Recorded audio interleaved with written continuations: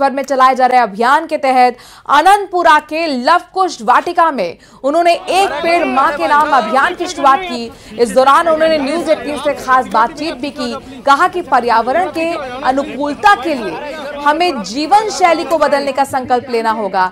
इसके साथ ही उन्होंने एक पेड़ मां के नाम लगाकर उसकी पालना करने और इसे जन आंदोलन बनाने की अपील की।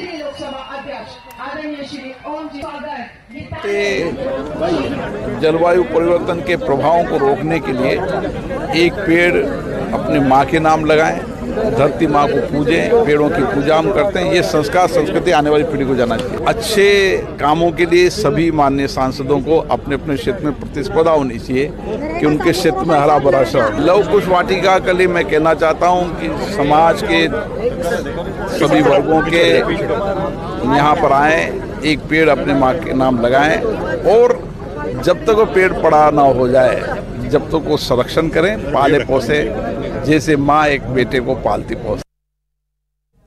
वहीं केंद्रीय कानून मंत्री अर्जुन राम मेघवाल भी आज बीकानेर के दौरे पर रहे। यहां उन्होंने नए कानूनों को लेकर कहा कि 3 संशोधन महत्वपूर्ण हैं, जिनमें से एक है 0 FIR, एक है कम्युनिटी सर्विस जो पहले से था, समाज में से हमने लीगल फेम में रखा है, जिसकी सभी तारीफ कर रहे हैं।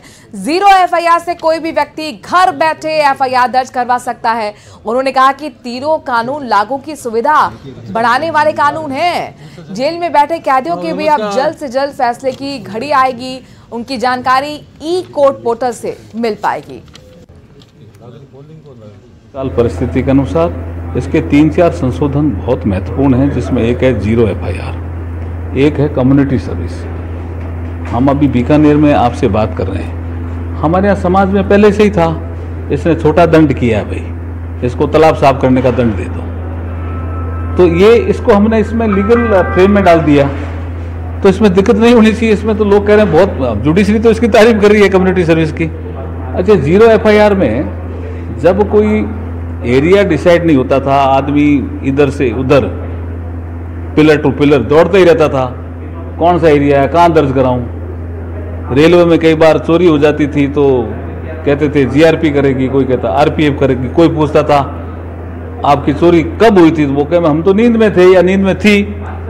तो ये जब चीजें प्रॉब्लम आई सामने, तब पता चला कि 0 FIR ही इसका एक हल है। हरियाणा बीजेपी प्रभारी सतीश पूनिया 1 दिवसीय दौरे पर बाड़मेर पहुंचे। इस दौरान सर्किट हाउस में जन सुनवाई की। इसके बाद न्यूज 18 राजस्थान से खास बातचीत भी की।